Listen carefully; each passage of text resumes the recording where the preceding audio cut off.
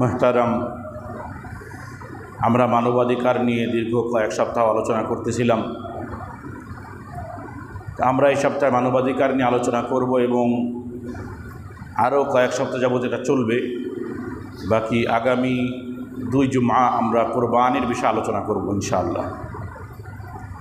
যেহেতু আজকের জুম্মা বাদ দিলে কোরবানির আগে আর 2টা জুম্মা থাকে।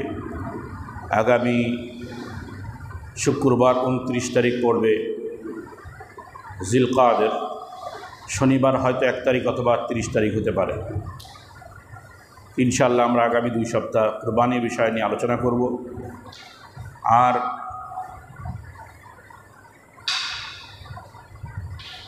আজকে আমরা মানবাধিকারের যে বিষয় আংশিক আলোচনা রয়ে গেছে এই সম্পর্কে আলোচনা করব। আমরা সম্পদের অধিকার নিয়ে আলোচনা করতেছিলাম, যে আলোচনার ভিতরে মুআমালা বা লেনদেনের ভিতরে একজন আরেকজনের হক মেরে দেওয়া, অধিকার নষ্ট করার বিষয়ে আলোচনা করতেছিলাম। বিশেষ করে বর্তমান জামানায় 2টা বিষয় সবথেকে বেশি মারাত্মক আকার ধারণ করেছে। একটা হলো কোনো জিনিসে ভেজাল দেওয়া, খাদ্যদ্রব্যে ভেজাল দেওয়া, অস্বাস্থ্যকর জিনিস মিশানো। 2 নম্বর ওজনে কম বেশি করা। তো এইগুলো মানুষ কেন করে? মানুষ এই ধরনের দুর্নীতি কেন করে? তারা চাউলের ভিতরে পাথর ঢুকিয়ে দেওয়া, নুড়ি পাথর, দুধের ভিতরে পানি মিশানো, আরও বিভিন্ন ধরনের যে দুর্নীতি, ভেজাল, এই জিনিসগুলো কেন হয়, কেন করে এরা? আমি ওজনের পরিমাপের বিষয়ে গত সপ্তাহে বিস্তারিত আলোচনা করেছিলাম।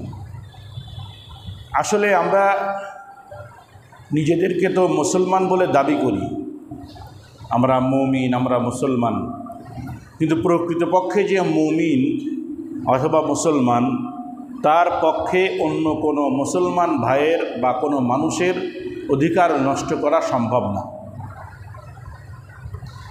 যদি সে আল্লাহকে ভয় করত, আল্লাহর সামনে দাঁড়াইতে হবে, এই চিন্তাটা তার ভিতরে থাকত, পুনরুত্থান হবে, কিয়ামত হবে, মাওলার সামনে দাঁড়াইতে হবে, এই বিশ্বাস, ইয়াকিন অথবা ঈমান যদি তার থাকতো, তাহলে তার দ্বারা এই ধরনের দুর্নীতি করা সম্ভব হতো না। আল্লাহ তাআলা এই যে মুআমালা বা লেনদেনে কম বেশি করা, অন্যকে ঠকানো, এটা কেন করে বান্দা? আল্লাহ তাআলা সূরা মুতাফফিনের মধ্যে এর কারণটা বর্ণনা করেছেন, যে এই কারণেই মানুষ মূলত এই কাজগুলো করে। মূল উদ্দেশ্য তো অর্থ বেশি নিতে হবে, বেশি কিছু কামাবো, বেশি কিছু নেব, বেশি কিছু খাবো, বেশি কিছু পাবো, এটা তার উদ্দেশ্য হয়। কিন্তু এটা করে কেন? কারণ তার আখিরাতের উপরে বিশ্বাসই নেই। ওয়াইলুল লিল মুতাফফিফিন আল্লাযীনা ইযা ইকতালু আলান নাসি ইস্তাওফুন ওয়া ইযা কালুহুম আও ওয়াজানুহুম ইউখসিরুন আলা ইয়াযুন্নু উলাইকা আন্নাহুম মাবউসুন লিয়াউমিন আযীম ইয়াওমা ইয়াকুমুন নাসু লিরাব্বিল আলামিন। এই কয়েকটা আয়াতের মধ্যে আল্লাহ তাআলা এর কারণ বর্ণনা করে দিলেন। ওয়াইলুল লিল মুতাফফিফিন, ওজনে যারা কম দেয়, মানুষকে ধোঁকা দেয়, অন্যের হক নষ্ট করার এদের অবস্থা হলো, আল্লাহ তাআলা প্রথমেই বদদুয়া দিয়ে দিলেন, ওয়াইলুন, ধ্বংস হোক, দুর্ভোগ ওই বান্দাদের জন্য যারা অন্যকে ওজনে কম দেয়।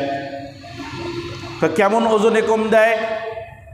আল্লাযীনা ইযা ইকতালু আলান নাসি ইস্তাওফুন, যখন মানুষের থেকে মেপে নেয় তো পরিপূর্ণরূপে নেয়, কোনো রকম কম বেশি করতে চায় না, পারলে আরও বেশি নিতে চায়। ওয়া ইযা কালুহুম আও ওয়াজানুহুম ইউখসিরুন, কিন্তু যখন নিজের থেকে মেপে অন্যকে দেয় ইউফসিরুন, তো সে কমায় দেয়।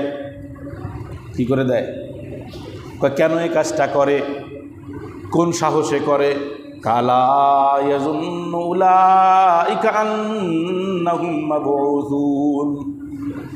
এর কারণ তো একটাই, কারণ সে এই কথা বিশ্বাস করে না যে আল্লাহর সামনে তাকে দাঁড়াইতে হবে। লিয়াউমিন আযীম, মহান একদিনে, বিচারের দিনে মাওলার সামনে দাঁড়াইতে হবে। ইয়াউমা ইয়াকুমুন নাসু লিরাব্বিল আলামিন, যেই দিন সমস্ত মানব জাতি মাওলার সামনে গোলামের মতন দাঁড়িয়ে থাকবে। এই বিশ্বাসটা তার নাই। মাওলার সামনে যখন দাঁড়াবে, ফায়ুনাব্বিউকুম বিমা কুনতুম তা'মালুন, তোমার জিন্দেগির সমস্ত ভালো মন্দ আমলগুলো আল্লাহ তাআলা পেশ করবেন, তোমার কাছে সংবাদ দিবেন। কারোর মধ্যে যদি এই ঈমান থাকে, কারোর মধ্যে যদি এই বিশ্বাস থাকে মাওলার সামনে দাঁড়াইতে হবে আর মাওলা আমার এই বিনিময়গুলো দিবেন, তাহলে কোনোভাবেই তার দ্বারা কোনো বান্দার হক নষ্ট করা সম্ভব না। সম্ভব? বিশ্বাস যে আল্লাহর সামনে দাঁড়াইতে হবে। তাহলে যারা এই ওজনে কম বেশি করে অথবা বিভিন্ন খাদ্যবস্তুতে ভেজাল মিশায় অস্বাস্থ্যকর জিনিস মানুষকে খাওয়ায়, এই যে ধোঁকাবাজি, এটা মানুষের হক নষ্ট করা।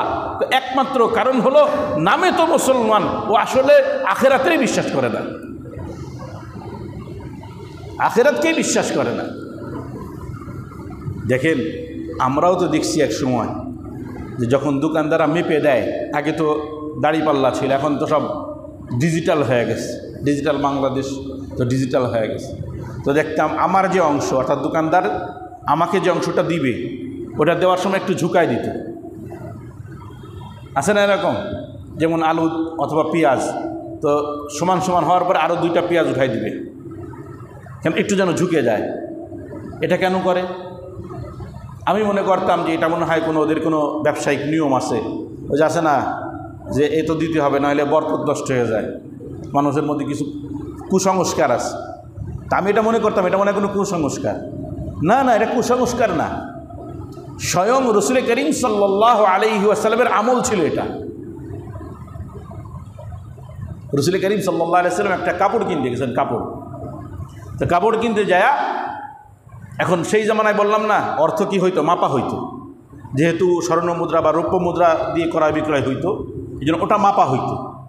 তো কাপড় কেনার পরে দোকানদারের কাছে যখন যারা মাপে, এদের কাছে যখন রসুল তার রৌপ্য মুদ্রা অথবা স্বর্ণ মুদ্রা দিছে, তখন মাপতেছে, তো মাপলে রসুল বলতেছেন জিন জিন আর জিহ। রসুল নিজের অংশ যেটা, অর্থাৎ যেটা দোকানদারকে দিবেন, ওই বিষয়ে পরিমাপকারীকে বলতেছেন মাপো এবং ঝুঁকায় দাও, আমার অংশ ঝুঁকায় দাও, মানে আমার থেকে বেশি যাক। কেন সমান সমান হুবহু সমান সমান দিতে গেলে সামান্য 19-20 হতে পারে। এতটুকু সতর্কতা অবলম্বন করছেন রসুল যে না, আমার অংশটা ঝুঁকে যাক, আমার থেকে বেশি চলে যাক, কারণ যতটুকু বেশি যাবে ততটুকু আল্লাহর কাছে পাওয়া যাবে, কিন্তু আমার থেকে কম গেলে আল্লাহর কাছে পাকড়াও হতে হবে। তো দেখেন, আগেও আমরা দেখছি এরকম করতো, আর বর্তমান ডিজিটাল যেটা ডিজিটাল, সেখানেও এই কুটুস কুটুস কুটুস করে তোলে। কেন তোলে? একদম সমান সমান হতে হবে। 1 কেজি তো সমান সমান, 1 কেজি 20 গ্রাম 10 গ্রাম তাও হবে না। আমার নিজের দেখা। মুহতারাম, হ্যাঁ, আপনি ধোকা না দিলে আলহামদুলিল্লাহ, কিন্তু এই যে 5টা পয়সা 3টা পয়সা 4টা পয়সা যদি আপনার থেকে ওই প্রাপ্য ব্যক্তির কম যায়, তাহলে আল্লাহর সামনে দাঁড়াইতে হবে। অনিচ্ছাকৃত বলতেছি, ইচ্ছাকৃত তো অনেক উপরের অপরাধ। অনিচ্ছাকৃত কত সতর্কতা অবলম্বন করে রসুল এটা শিখাই দিয়ে গেছেন আমাদেরকে যে হ্যাঁ, তোমার থেকে বেশি যাক, বেশি গেলে কোথায় পাইবা? আল্লাহর কাছে পাবা, কম গেলেই ওখানে ধরা খাবা। এই জন্য মানুষ একজন আর একজনের অধিকার নষ্ট করে, প্রাপ্য নষ্ট করে। মুহতারাম, আরও একটা মানবাধিকারের দিক হলো ইনসাফ, ন্যায় বিচার পাওয়া প্রত্যেক ব্যক্তির এটা মানবিক অধিকার। কি অধিকার? মানবিক অধিকার, ন্যায় বিচার পাওয়া। ন্যায় বিচার সেটা শরঈ দৃষ্টিতে হোক আর বর্তমান বাংলাদেশের আইনে হোক অথবা আন্তর্জাতিক আইনে হোক, যেদিক থেকেই যাবেন, ন্যায় বিচার এটা আমার সৃষ্টিগত, জন্মগত, আঞ্চলিকতার সব দিক থেকেই এটা আমার মানবিক অধিকার। আর বর্তমান তো এটাও উঠে গেছে, এটাও কি হয়ে গেছে, উঠে গেছে। যেইভাবেই বিচার করেন, বিচার দেন না কেন, আপনি হকের ওপরে আসেন, টিকতে পারবেন না, টিকতে পারবেন না। অথচ দেখেন আল্লাহ তাআলা বলে দিচ্ছেন, হ্যাঁ আল্লাহর জন্য একমাত্র সাক্ষী দাও, চাই সে সাক্ষী তোমার বিরুদ্ধে যাক, বাপমার বিরুদ্ধে যাক, আত্মীয়দের বিরুদ্ধে যাক, টাকাওয়ালার বিরুদ্ধে যাক, টাকা গরিবের বিরুদ্ধে যাক, যার বিরুদ্ধেই যাক না কেন, একমাত্র কার জন্য সাক্ষী দিতে হবে? আল্লাহর জন্য। আজকাল তো আদালত পাড়াগুলোতে সাক্ষী কিনতে পাওয়া যায় বলে, সাক্ষী কিনতে পাওয়া যায়। এই সম্পর্কে আমার অভিজ্ঞতা নাই, আমি অন্যদের কাছে শুনছি, শুনে বলতেছি যে সাক্ষী বলে কিনতে পাওয়া যায়। আল্লাহু আকবার। মুহতারাম, ইসলাম মানুষের ভিতরে ন্যায় প্রতিষ্ঠা করেছে, ইনসাফ প্রতিষ্ঠা করেছে,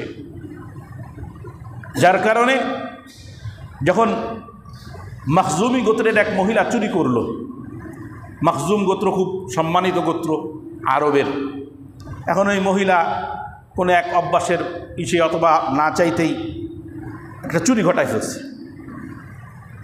এখন যখন বিচার রসুল করিম সাল্লাল্লাহু আলাইহি ওয়াসাল্লামের কাছে আসছে, তা আসলে রসুল প্রমাণ হওয়ার পরে ফাইসালা দিলেন কি? শরীয়তে চুরির বিচার কি জানেন? এটা কবজি, কবজি থেকে হাত একটা হাত কেটে দিতে হবে। একটা হাত কী করতে হবে? কেটে দিতে হবে চুরির। এটা চুরির অপরাধ, চোরের হাত কাটতে হবে।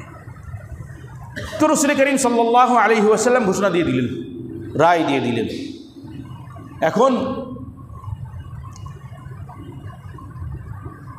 মদিনার মুসলমানরা পেরেশান, এত সম্ভ্রান্ত ঘরের মেয়ে, ঘটনা একটা ঘটাই হয়েছে, কি আর করা যাবে? তাই রসুলের কাছে একটু যদি সুপারিশ করে একে রক্ষা করা যায়। রসুল কি নিজের বিচার করছেন নাকি আল্লাহর বিচার করছেন? বলেন। কোরআনের বিচার করছেন, আল্লাহর দেওয়া ফয়সালা করছেন না। আসারিকু সারিকাতু ফাকতাউ আইদিয়াহুমা, আল্লাহ তাআলা বলছেন চোর চোরনির কি করে দাও? হাত কেটে দাও। রসুল তো কোরআন অনুযায়ী ফয়সালা দিয়ে দিয়েছেন, কিন্তু তখন তো ইসলাম শুরুর দিক, তারা অন্য একটা আমল দেখে অভ্যস্ত। যেহেতু মদিনায় ইহুদিরা বসবাস করতো এক পার্শ্বে, তো ইহুদিদের ভিতরে দেখছে ইহুদিদের একটা আমল ছিল, হলো যখন তাদের বড়কে অপরাধ করতো বড়, তখন তাওরাতের বিধান পাল্টাই দিত, তাওরাতের বিধান পাল্টাই দিত। আবার যখন ছোটরা কেউ কী করতো, অপরাধ করতো, তেমন টাকা পয়সা নাই, বংশ তেমন না, অপরাধ যখন করতো তো তার উপরে তাওরাতের বিধান প্রয়োগ করতো। তো এই ধরনের অভ্যস্ত থাকার কারণে মনে করছে এমন কোনো সুযোগ ইসলামে আছে কিনা, আর সাদাসিধা মানুষ ছিল। রসুলের সামনে সুপারিশটা করবে কে? তো সবাই মিলে ধরছে রসুলের পালক পুত্র জায়েদ রাদিয়াল্লাহু তাআলার ছেলে উসামা, রসুলের পুতা, পালক পুত্র সেই হিসেবে পুতা।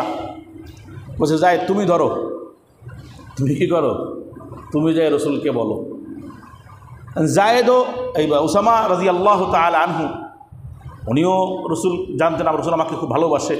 সবাই যখন ধরছে তো উনি গেছেন, যা বলতেছেন ইয়া রাসূলুল্লাহ।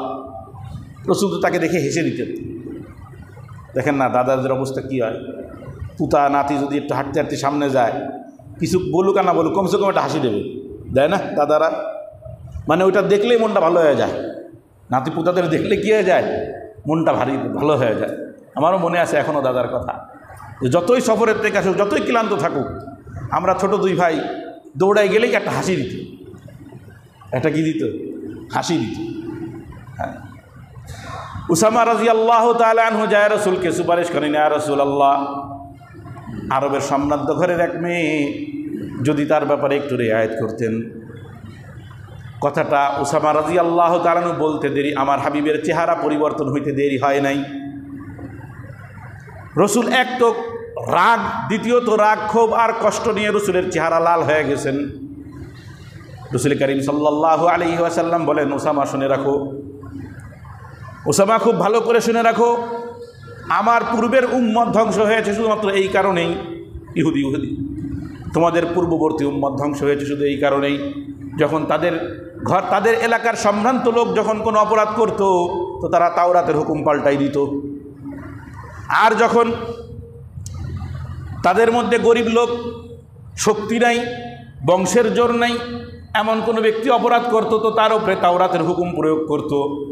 এই কারণে পূর্বের বনি ইসরায়েল ধ্বংস হয়েছে। এবার রাসূল শপথ করতেছেন, ওয়া আইমুল্লাহি লাউ আন্না ফাতিমাতা বিনতে মুহাম্মাদিন সারাকাত লাকাতাতু ইয়াদাহা, আল্লাহর কসম, আমার হাবিব নিজের মেয়ের নাম ধরে বলতেছেন, আল্লাহর কসম, যদি আমার কন্যা ফাতেমা এই চুরিটা করতো আমি তার হাত কেটে দিতাম। ফাতেমার নাম কেন দিয়েছেন জানেননি? 4 কন্যার মধ্যে ফাতেমা ছিল খুব বেশি প্রিয়। হ্যাঁ, সন্তানাদি সবাই প্রিয়, তবে যেটা একটু ছোট হয় বাপমার একটা আলাদা দুর্বলতা থাকে, সবগুলোর প্রতি দুর্বলতা, কিন্তু আলাদা একটু দুর্বলতা থাকে। এই জন্য ফাতেমা রাদিয়াল্লাহু তাআলা আনহার নাম নিয়ে বলতেছেন, যদি আমার ফাতেমাও চুরি করতো তবে হাত কেটে দিতাম, কারণ কোরআনের বিধানের সামনে কোনো আপোষ নেই, এটা ইনসাফ। এই জন্য আল্লাহ তাআলা দেখেন কত সুন্দর শিক্ষা দিয়েছেন, ইয়া আইয়ুহাল্লাযীনা আমানু কুনু কাওয়ামিনা বিল কিসতি শুহাদাআ লিল্লাহ, হে মুমিন সম্প্রদায়, তোমরা আল্লাহর জন্য, একমাত্র আল্লাহর জন্য ইনসাফ প্রতিষ্ঠা করো, একমাত্র আল্লাহর জন্য ইনসাফ প্রতিষ্ঠা করো, একমাত্র আল্লাহর জন্য ইনসাফ ন্যায়পরায়ণতার সাথে সাক্ষী দান করো। ওয়ালাউ আলা আনফুসিকুম আবিল ওয়ালিদাইনি ওয়াল আকরাবিন, যদিও এই ইনসাফ প্রতিষ্ঠা করা, যদিও এই ন্যায় প্রতিষ্ঠা করতে যায় তোমার বিরুদ্ধে রায় চলে যায়, তোমার বাপ মার বিরুদ্ধে চলে যায়, তোমার আত্মীয় স্বজনের বিরুদ্ধে চলে যায়, দেখছেন নিকার বন্ধ, তোমরা কি করো না, খবরদার স্বজন প্রীতি করো না, সেটা আত্মীয়তার দিক থেকে হোক অথবা ধর্মীয় দিক থেকে হোক। এতক্ষণ দেখালাম আত্মীয়, তাই না? আর ধর্মীয় দিক থেকে একটা গল্প আপনাদেরকে শোনাই। ধর্মীয় দিক থেকে কোনো স্বজন প্রীতি হবে না। আলী রাদিয়াল্লাহু তাআলা আনহু খলিফা, তখন জাহানের বেশি মুসলমানদের শাসনামল, ওমরের জামানায় অর্ধেক দুনিয়া প্রায় ইসলামের দখলে চলে আসছে। এখন আলী রাদিয়াল্লাহু তাআলা আনহু উনি ক্ষমতায় বসে আছেন, একেবারে মূল রাষ্ট্র পরিচালক, পুরো ইসলামী সাম্রাজ্য, এমন নয় যে নির্দিষ্ট একটা জায়গা পরিচালনা করতেছেন, পুরা ইসলামী সাম্রাজ্য যার অধীনে। ওনার লোহার একটা বর্ম হারায় গেছে, কি হয়ে গেছে, লোহার বর্ম হারায় যখন গেছে তো খবর নিয়ে কোথাও পায় না। কিছুদিন পরে দেখে ওই লৌহ বর্মটি এক ইহুদির কাছে। কার কাছে? এক ইহুদির কাছে ওই লৌহ বর্ম। তো উনি পাকড়াও করছেন যে লৌহ বর্ম আমার। ইহুদি কয় না, এটা আমার, আমি অমুক দিন অমুক জায়গার থেকে এইভাবে সংগ্রহ করছি। সে দলিলা দিল্লা দেওয়া শুরু করছে। এখন আমার বলে দাবি করা ব্যক্তিটা সে হলো বাদী হয় শরীয়তে, আর যার কাছে আগের থেকে দখলে থাকে জিনিস সে হলো বিবাদী। মনে করেন আমি দাবি করলাম ওহিদ ভাইয়ের ওই মোবাইলটা আমার, আমি দাবি করতেছি, তাহলে আমি হলো বাদী, আর মোবাইলটা তার দখলে আছে, সে বলছে না এটা আমার, তাহলে সে হলো বিবাদী। সে হলো কি? বিবাদী। শরীয়তের এই কেন বুঝাইলাম, কারণ এই ঘটনা বুঝতে এটা লাগবে। এখন শরীয়তের নিয়ম হলো বাদী যে হবে তাকে প্রমাণ দেখাইতে হবে, আর বিবাদী যে প্রমাণ দেখাইতে যদি না পারে বাদী, তাহলে বিবাদী শুধু কসম করবে যে আল্লাহর কসম এটা আমার, তাহলে শরীয়তের নিয়ম অনুযায়ী সেটা তাকে পেয়ে যাবে। এটা হলো শরীয়তের বিধান। কথাটা বলছেন, কথা বলতেছে কে? কথা বলেন না। তো এখন আলী রাদিয়াল্লাহু তাআলা যখন ধরছে ইহুদিকে যে এটা তো আমার, তো দুইজনের কেস চলে গেছে কাজীর দরবারে। কাজীর দরবারে প্রধান বিচারপতির সামনে কেস চলে গেছে, বিচার হবে। কার বিচার? স্বয়ং খলিফা। যেই বিচারকের অধীনে, যেই বিচারক খলিফার অধীনে, সেই বিচারক আলীর বিষয়ে রায় দেবে। বর্তমান জামানা হলে কি হইতো কম তো? এখন বিচারক ছিল কাজী সুরাই রাহিমাহুল্লাহ। শিন রা ইয়া হা সুরাই, উনি বিচারক। ওখানে আর বলে নাই আমিরুল মুমিনিন আপনি বলেন আপনার কি বক্তব্য, বচনভঙ্গিটা দেখেন, আলী বলেন আপনার কি বক্তব্য। কি বলছে? আলী আপনার বক্তব্য কি বলেন? আলী রাদিয়াল্লাহু তাআলা আনহু বলে যে এই ইহুদির কাছে যেই লৌহ বর্মটা আছে এটা আমার, কিছুদিন আগে এখান থেকে হারাই গেছিল, আমি খুঁজে পাইনি, এখন পেয়েছি তার কাছে। ওদিকে ইহুদি দাবি করে না এটা আমার। তো যেহেতু বাদীকে আলী, বাদীকে আলী, প্রমাণ দেখাইতে হবে, সাক্ষী আনেন, যে এই লৌহবর্ম আপনার, সাক্ষী আনেন। আলী রাদিয়াল্লাহু তাআলা সাক্ষী আনছে তার গোলাম আর তার নিজের সন্তান, তার গোলাম আর তার নিজের সন্তান। আর শরীয়তের বিধান হলো যে আপনার সন্তান আপনার পক্ষে সাক্ষী দিতে পারবে না, বিপক্ষে দিতে পারবে। বিপক্ষে দিলে গ্রহণযোগ্য, পক্ষে দিলে গ্রহণযোগ্য না। আর গোলাম সাক্ষী দেওয়ার উপযুক্ত না। তো কাজী সুরাই রাহিমাহুল্লাহ বলতেছেন আলী আপনি যে দুইটা সাক্ষী নিয়ে আসছেন একটাও গ্রহণযোগ্য না, কারণ আপনার পক্ষে আপনার সন্তান সাক্ষী দিতে পারবে না। সুতরাং ইহুদির দিকে ফিরে বলতেছে এবার তুমি যদি কসম করো তাহলে এই বর্ম তোমার। ইহুদি স্তম্ভিত হয়ে পড়ছে, আরে বলে কি, এ তো আলী, আলীর সামনে কাজীর অবস্থা কি? আলী গোলাম বনে গেছে, কাজী যেন মালিক বনে গেছে। আলী গোলাম বনে গেছে আর কাজী মালিক বনে গেছে, এ কেমন রায়? ফাইসালা হয়ে গেছে এটা ইহুদির, আলী এটা পাবে না। এই ফাইসালা দেখে ওই ইহুদি সঙ্গে সঙ্গে কালিমা পড়ে মুসলমান হয়ে গেছে। এটাও হতে পারে যে অর্ধ জাহানের বাদশাহ, অর্ধ জাহানের শাসক, এত ক্ষমতাবান ব্যক্তির বিরুদ্ধে রায় চলে গেছে আর সেই রায় সে মেনে নিয়েছে। এটা কিভাবে সম্ভব? কারণ ইহুদি বলতেছে আমি তো মিথ্যা বলতেছি, এটা তো আমি আলীর তাই চুরি করেছি, আলীর, আমি তো আলীর জিনিস চুরি করেছি। সঙ্গে সঙ্গে সে ইহুদি দৌড়ায় আলীর কাছে আসছে, আলী বুঝে ফেলছি ইসলামের সৌন্দর্য কোথায়। যে ইহুদিদের মধ্যে বড়র অপরাধ করলে ক্ষমা হয়ে যায়, ছোটর অপরাধ করলে শাস্তি হয়, আর সেই ইসলাম ছোট বড়ের মধ্যে কোনো পার্থক্য করে নাই, স্বয়ং খলিফার বিরুদ্ধে রায় দিয়ে দিচ্ছে। এটা হলো ইসলাম, যেখানে ধর্মীয় কোনো স্বজনপ্রীতি নাই। এই জন্য আল্লাহ তাআলা বলতেছেন কিসের ওপরে তারা এই রায়টা দিল, কিসের ভিত্তিতে রায়টা দিল, আল্লাহ তাআলা ওটাই বলতেছেন ওয়ালা ইয়াজরিমান্নাকুম শানাআনু কওমিন আলা আল্লা তা'দিলু। ও মুমিন শুনে রাখো, কোনো কওমের প্রতি বিদ্বেষ, শত্রুতা যেন তোমাদেরকে ন্যায় পরায়ণতা প্রতিষ্ঠা করার জন্য, ইনসাফ প্রতিষ্ঠা করার জন্য উদ্বুদ্ধ না করে। হ্যাঁ, খবরদার, যে ওই জাতিকে আমি দেখতে পারি না, ওরা আমার দুশ্মন, শত্রু বাহিনী, সুতরাং তার প্রতি কোনো ইনসাফ নাই, এ কথা ইসলাম বলে না। অন্য ধর্মের অনুসরণকারী কিন্তু সেও ইনসাফ পাওয়ার অধিকার রাখে ইসলামে বিধান অনুযায়ী। এই হলো ইসলামের সৌন্দর্য, এই হলো ইসলামের সৌন্দর্য, যে ইনসাফ এটা আমার মানবিক অধিকার। এই জন্য আল্লাহ তাআলা বলেন ইন্নাল্লাহা ইয়ামুরু বিল আদলি ওয়াল ইহসান ওয়া ইতা'i যিল কুরবা ওয়া ইয়ানহা আনিল ফাহশাই ওয়াল মুনকারি ওয়াল বাগই ইয়া'iদুকুম লাআল্লাকুম তাযাক্কারুন।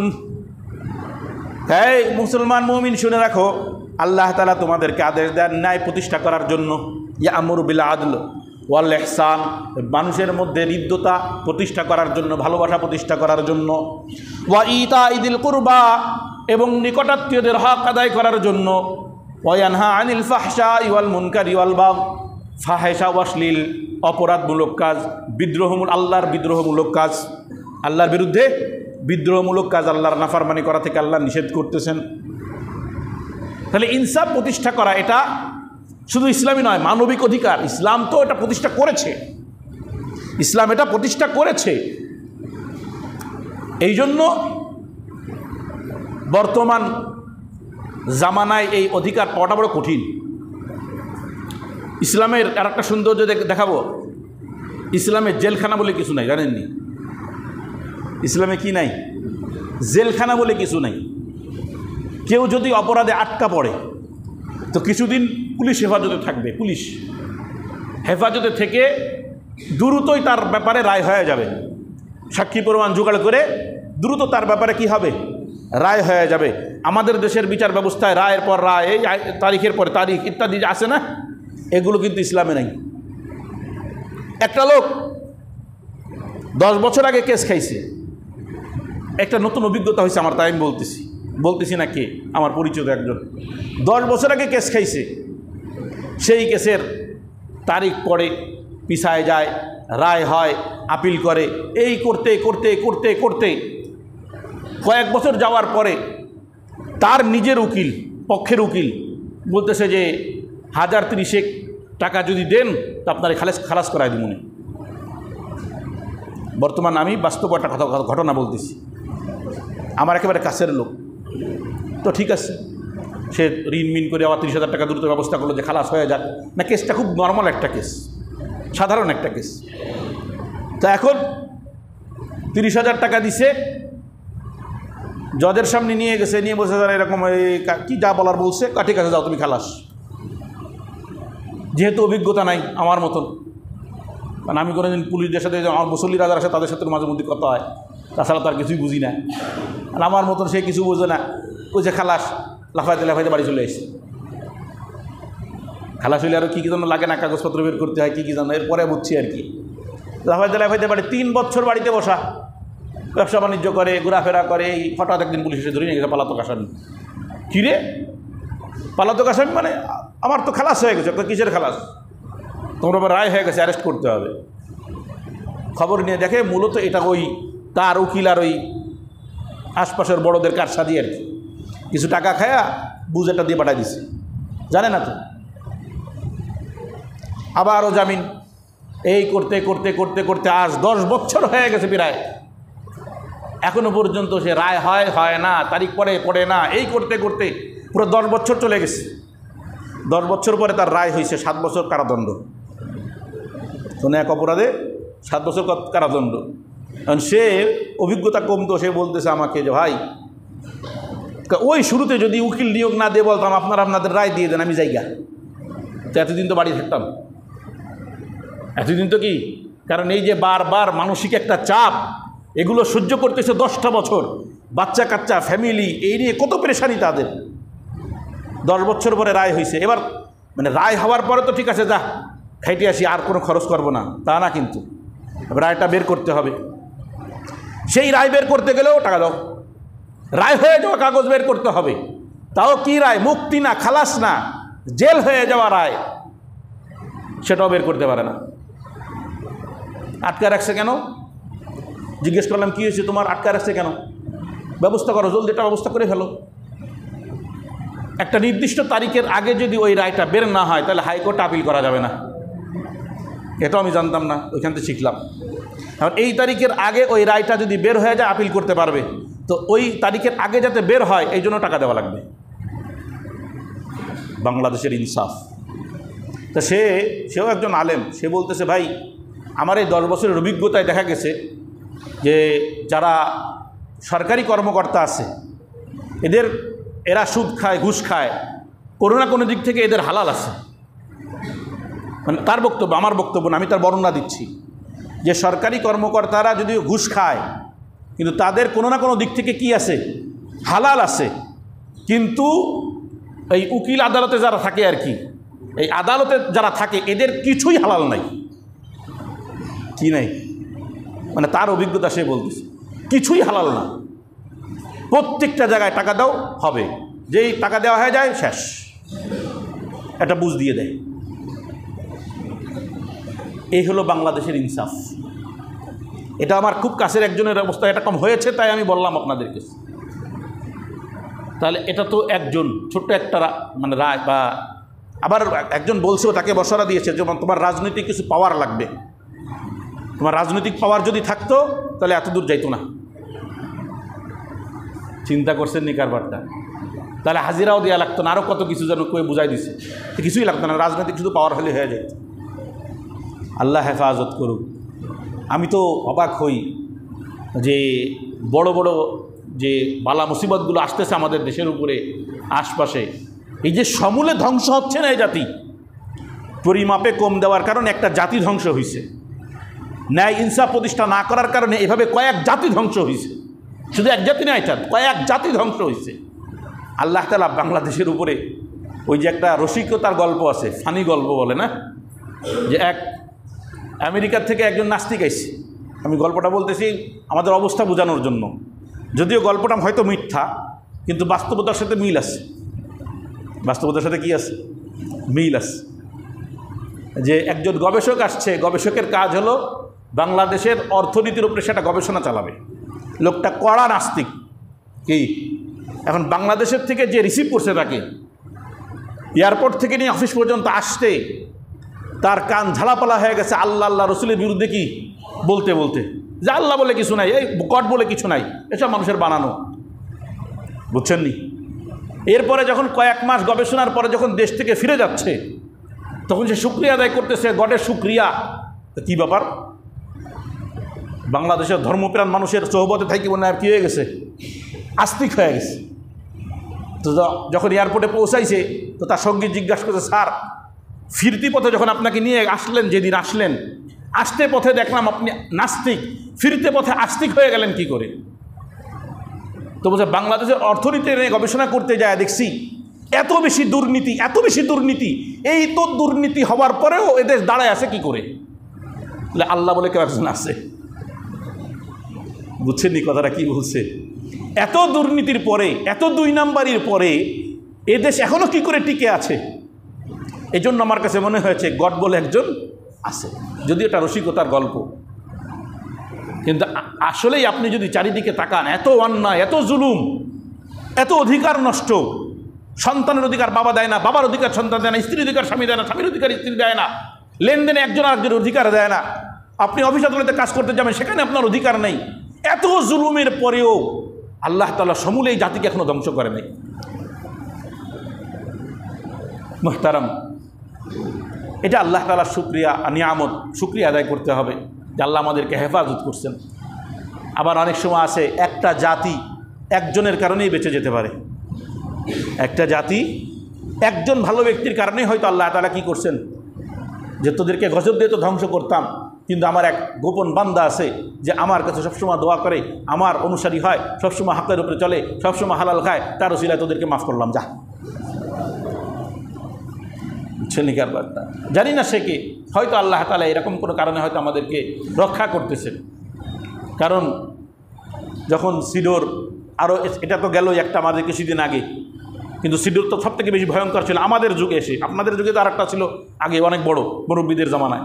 তা আমরা আমাদের জামানায় এসে যে সিডোর পাইছি 2007 সালে তো নাকি 8 সালে যেন, তা বড় আকার ধারণ করলো, বাংলাদেশের মারাত্মক ক্ষতি হয়ে গেল, তাও সমূলে ধ্বংস হয় নাই। আল্লাহ হেফাজত করুন। মুহতারাম, আসেন এবার কথা বলি ধর্মীয় স্বাধীনতা এবং সাংস্কৃতিক স্বাধীনতা নিয়ে। সময় শেষ, অল্প সময় বলে দিচ্ছি। ধর্মীয় স্বাধীনতার বিষয়ে আমি শুরুতেই বলেছি আলোচনা। সাংস্কৃতিক আর ধর্মীয় স্বাধীনতা, সংস্কৃতি আর ধর্মের মধ্যে কোনো পার্থক্য নেই। সংস্কৃতি আসে বিশ্বাস থেকে। কি থেকে? বিশ্বাস থেকে আসে। আর ধর্ম, ইমান, বিশ্বাস থেকে আসে। সুতরাং আপনি যে সংস্কৃতির মধ্যে নিজেকে ডুবাচ্ছেন, এর অর্থ হলো আপনি বিশ্বাস করেন। কালকে আমার কাছে একটা মাসালা আসছে, আমি সাংস্কৃতিক খেয়াল করেন, হুজুর একজনের বাচ্চার খুব রোগ হয়, অসুস্থ, খুব মারাত্মক অবস্থা, কোনো ডাক্তার সারাইতে পারতেছে না, তো কোনো এক কবিরাজের কাছে নিয়ে গিয়েছিল। তো কবিরাজ কইছে কান ফুটা করতে হবে। কান কি করতে হবে? কান ফুটা করতে হবে। কান ফুটা করলে রোগ ভালো হয়ে যাবে। মানে কান ফুটায় যে রিং লাগায় না, রিং লাগাই দিতে হবে। তো এই ব্যাপারে লাগানো যাবে কিনা, এটা তো একটা চিকিৎসা। মানে চিকিৎসা তো ইসলামিক চিকিৎসা গ্রহণ করা সুন্নাত না? ইসলামের চিকিৎসা গ্রহণ করা কি সুন্নাত? কিন্তু চিকিৎসার নামে যদি অপসংস্কৃতি,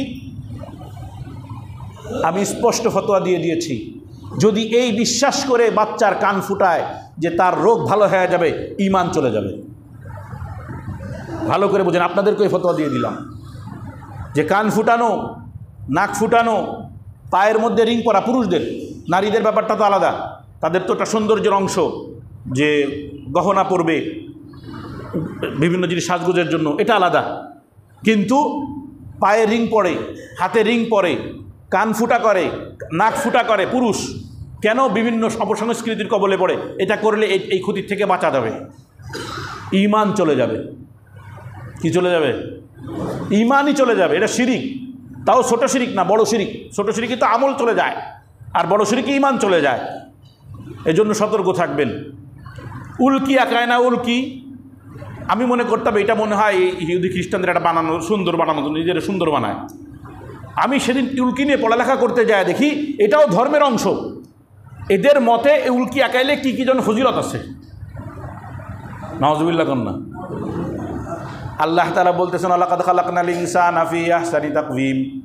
সুন্দর একটা চেহারা দিলাম, সুন্দর একটা হাত দিলাম, সুন্দর একটা পা দিলাম। সাওয়ারাকুম আহসানা সুওয়ারাকুম, সুন্দর একটা চেহারা তোকে দিলাম, আর তুই সেই চেহারাটাকে ফুটা করে বিকৃত করলি।